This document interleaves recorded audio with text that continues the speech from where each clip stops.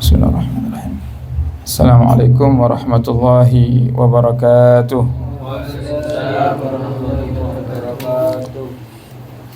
Alhamdulillah. Alhamdulillahilladzi an'amana bi ni'matil imani wal islam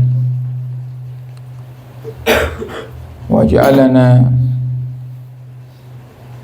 min ummati khairil anam. Allahumma salli wa sallim wa barik wa karrim wa majid wa azim ala sayyidina wa habibina wa syafi'ina wa qurrati a'yunina wa nuri qulubina maulana Muhammad wa ala alihi wa sahbihi al-bararatil kiram. Subhanaka la ilma lana illa ma'allamtana innaka antal alimul hakim. Rabbi syrah li sadri wa yassir li amri wahlul 'uqdatam min lisani yafqahu qawli bijahin nabi wa sahbi wal ali. Dusurukum ya ahlad darak, dusurukum ya ahlan naubah, dusurukum ya ahlal hili wal agad, amma ba'd. Alhamdulillah, kita bersyukur di malam hari ini kita diberikan kesempatan oleh Allah Subhanahu wa taala untuk bisa bertemu dalam satu majlis yang istimewa, berkumpul bersalawat kepada Nabi kita Muhammad sallallahu alaihi wasallam. Semoga sebagaimana Allah mudahkan kita di malam hari ini untuk bersalawat kepada Nabi, Allah mudahkan segala urusan kita, urusan dunia, urusan akhirat, hingga nanti kita berkumpul bersama Nabi kita Muhammad dalam surga insyaallah, amin ya rabbal alamin.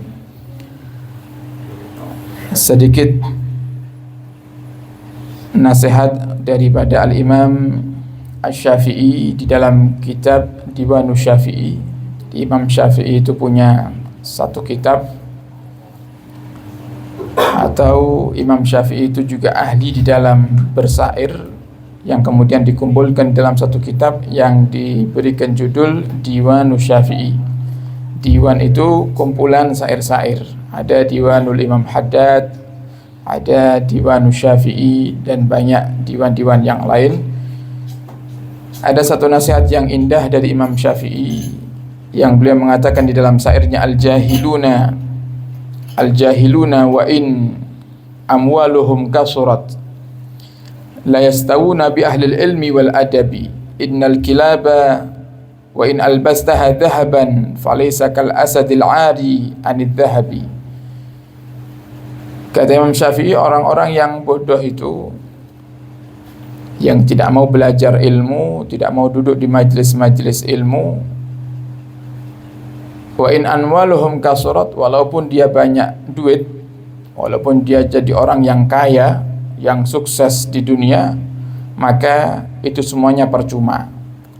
Dia tidak bisa mengalahkan orang yang ahli ilmu dan orang yang ahli adab.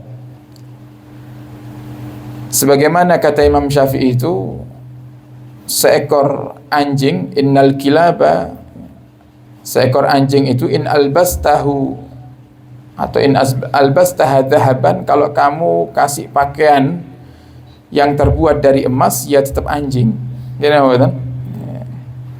Anjing itu walaupun dikasih pakaian dari pakaian yang termahal, ya tetap dia seekor anjing. Tidak akan mungkin seekor anjing itu kalau dikasih pakaian yang terbuat dari emas kemudian dia berubah menjadi garang seperti singa.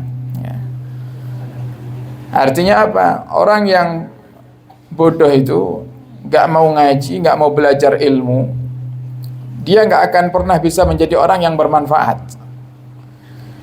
Sehingga di mata Allah, walaupun dia orang yang memiliki segalanya, tapi di mata Allah dia gak ada harganya. Karena yang Allah minta itu bukan kita menjadi orang yang sukses di dunia, tapi Allah minta kita untuk menjadi orang yang sukses di akhirat. Oleh karenanya, orang yang fokus untuk memperbaiki diri agar menjadi orang yang sukses di akhirat, pasti Allah kasih bonus sukses di dunia, pasti. Bahkan tanpa harus dia meminta kepada Allah, Allah sudah berikan. Sebagaimana contoh Sayyidina Sulaiman alaihissalam. Nabi Sulaiman tuh kaya, luar biasa kayanya, mukjizatnya luar biasa, sebagaimana diceritakan di dalam Al-Quran. Kalau orang kaya zaman sekarang paling kendaraannya ya mobil. Kalau Nabi Sulaiman, segala sesuatu yang dia inginkan, Allah akan jadikan itu sebagai kendaraannya. Termasuk diantaranya, Nabi Sulaiman itu punya kendaraan awan. Nah, coba kalau orang kaya sekarang nggak bisa, dia naik awan. Paling naik pesawat. Pesawat pun kalau nabrak awan itu gerudak-geruduk. Ya. Nah, coba jenengan tinggal ini, kalau pesawat kok nabrak awan pasti bergetar pesawatnya. Kemudian ada karpet terbang, itu mujizatnya Nabi Sulaiman. Nah, kenapa Nabi Sulaiman mendapatkan itu semuanya? Karena Nabi Sulaiman itu fokus untuk memilih ilmu. Dikasih tawaran sama Allah, wahai Sulaiman, kamu pilih mana? Dikasih pilihan 3. Yang pertama harta, yang kedua jabatan, yang ketiga ilmu. Nabi Sulaiman lebih memilih ilmu, sehingga Allah kasih bonus harta dan jabatan. Jadi bukan hanya seorang nabi, tapi rajanya raja, Nabi Sulaiman. Jadi bukan hanya seorang nabi, tapi raja di masanya. Nah, maka orang-orang yang bodoh, orang-orang yang nggak mau duduk di majelis ilmu, itu mereka nggak akan bisa mengalahkan keistimewaannya orang-orang yang duduk di majelis ilmu. Walaupun dia lebih kaya, walaupun dia banyak duitnya. Tapi kalau orang yang di majelis ilmu itu, otomatis dia akan menjadi orang dzi adabin. Dia akan punya adab. Yang itu yang Allah minta dari kita. Nah, sehingga kita dijadikan oleh Allah Subhanahu wa taala khairun nas, sebaik-baiknya manusia. Yang Nabi katakan dalam hadisnya, khairun nas anfa'uhum linnas. Paling baiknya manusia itu yang paling bermanfaat. Jadi kita ini di majelis, kita ngadakan majelis, tujuannya apa? Supaya kita jadi orang yang khairun nas, itu aja. Ya, kalau saya dikasih pilihan, lebih enak mana kira-kira? Jalan-jalan sama keluarga apa majelisan? Ya lebih enak jalan-jalan, ya enggak? Kadang saya mau jalan-jalan sama istri itu nyari waktunya luar biasa susah. Nah, kenapa? Karena tujuan kita sebagaimana diperintahkan oleh guru-guru kita, jadi orang yang manfaat, itu aja. Nah, kalau sudah kita jadi orang manfaat, insya Allah semuanya akan Allah cukupi tanpa kita minta. Kita belum doa sama Allah SWT, Allah sudah kasih. Kita punya keinginan, Allah akan kasih. Sebagaimana itu yang diberikan oleh Allah kepada kekasih-kekasihnya. Maka tujuan antum semuanya bergabung dengan tim Hadrah ini, ayo kita luruskan niat, tujuannya untuk menjadi orang yang bermanfaat. Bermanfaat untuk siapa? Bermanfaat untuk agama, untuk diri kita sendiri, bermanfaat untuk orang lain. Tujuannya agar semakin kita bermanfaat untuk orang lain, semakin kita akan dibahagiakan oleh Allah Subhanahu wa taala. Nah, sehingga ini kebutuhan.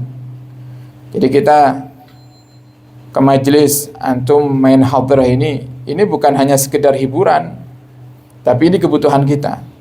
Justru kebahagiaan kita di masa depan ya ditentukan dari jalan kita saat ini. Antum kepingin bahagia, sukses di masa depannya, masa muda penentunya, sekarang penentunya.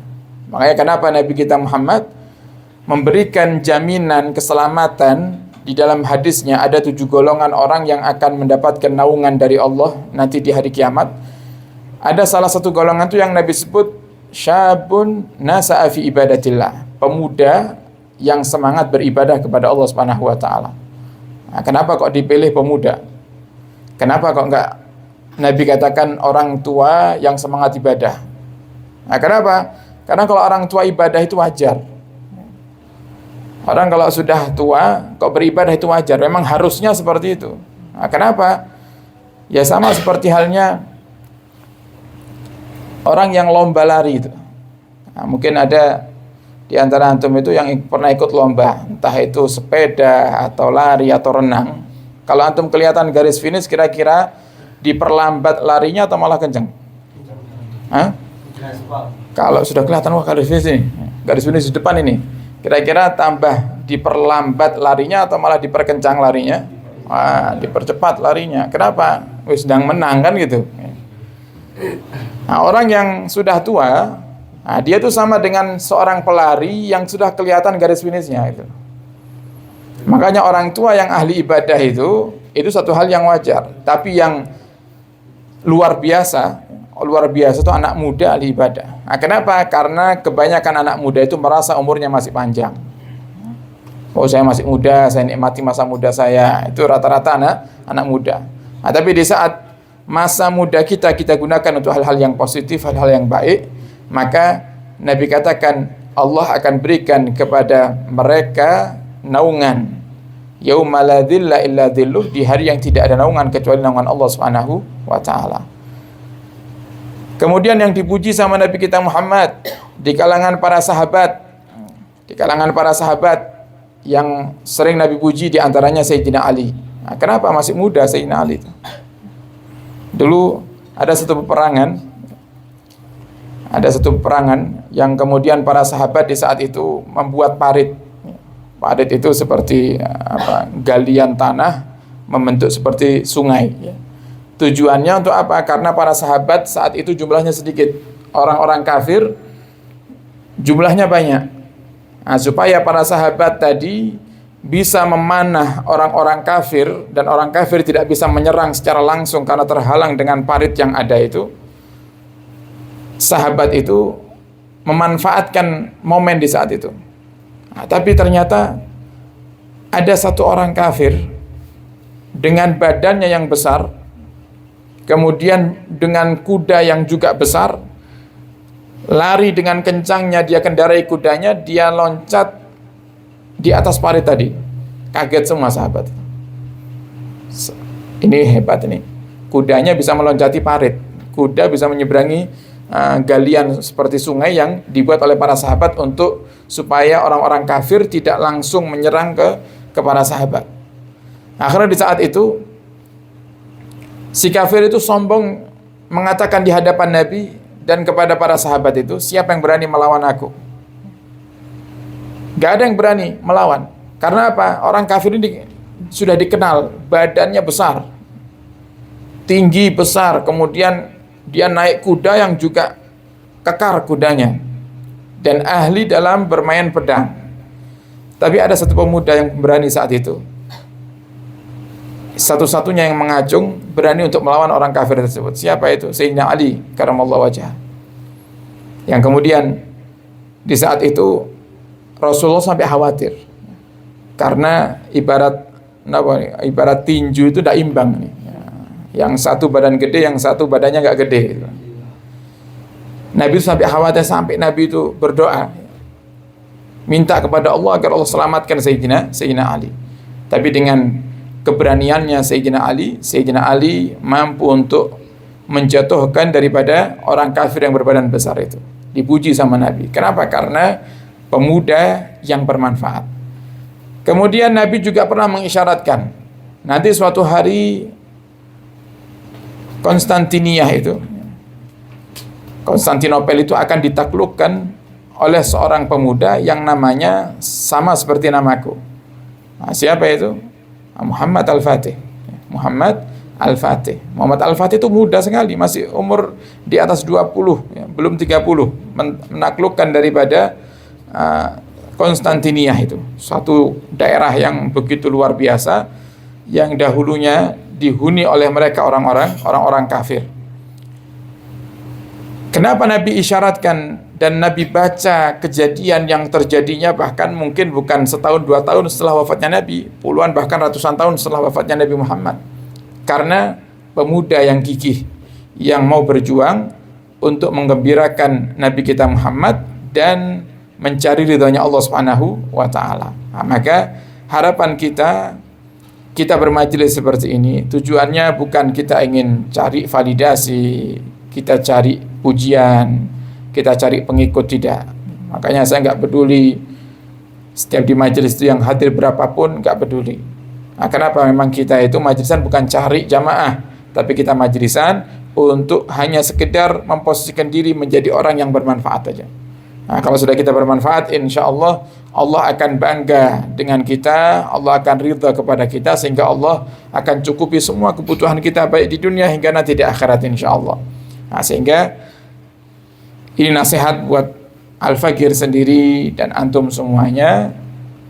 Majelis ini jangan kok kemudian kita jadikan hanya sebagai tempat kita mencari hiburan, atau kalau sempat kita ikut, kalau nggak sempat ya sudah kita nggak ikut. tapi kita sempat-sempatkan.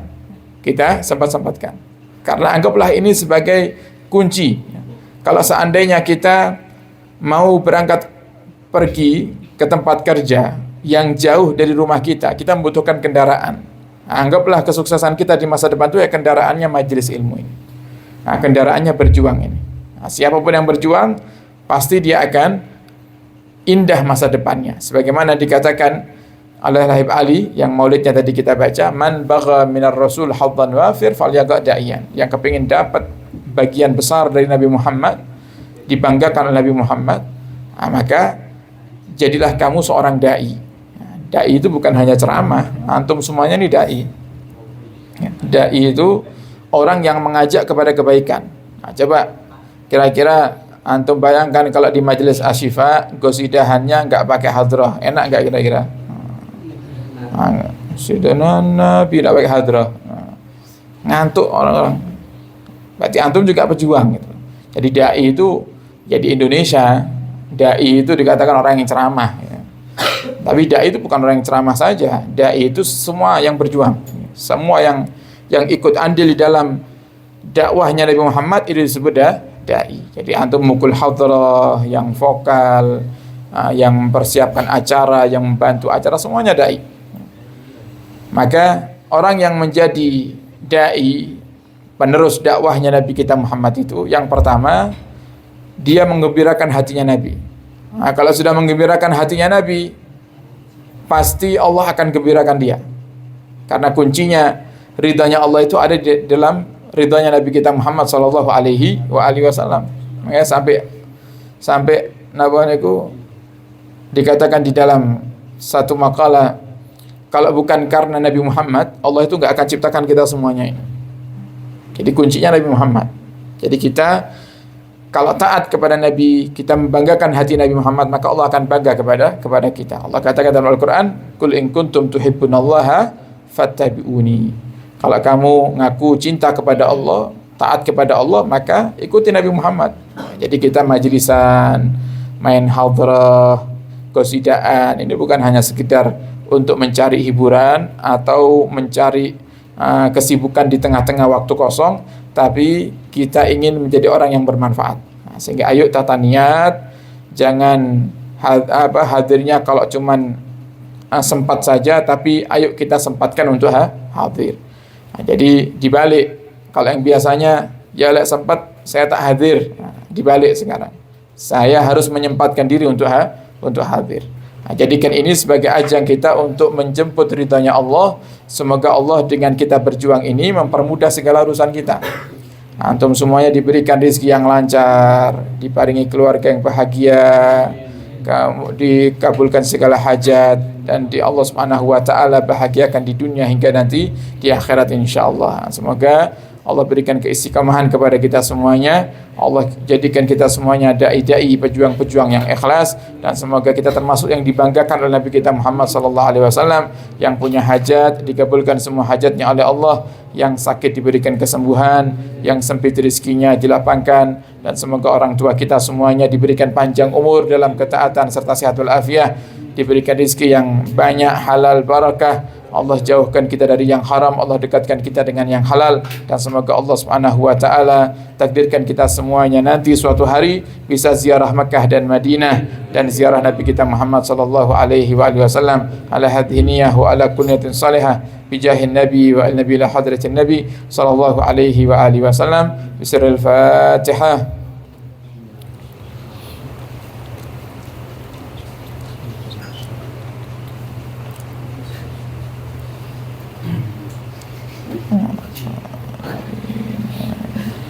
Alhamdulillah Rabbil Alamin. Sekian dari kami, kurang lebihnya mohon maaf, dan mohon doa selalu. Wabillahi taufiq wal hidayah. Assalamualaikum warahmatullahi wabarakatuh.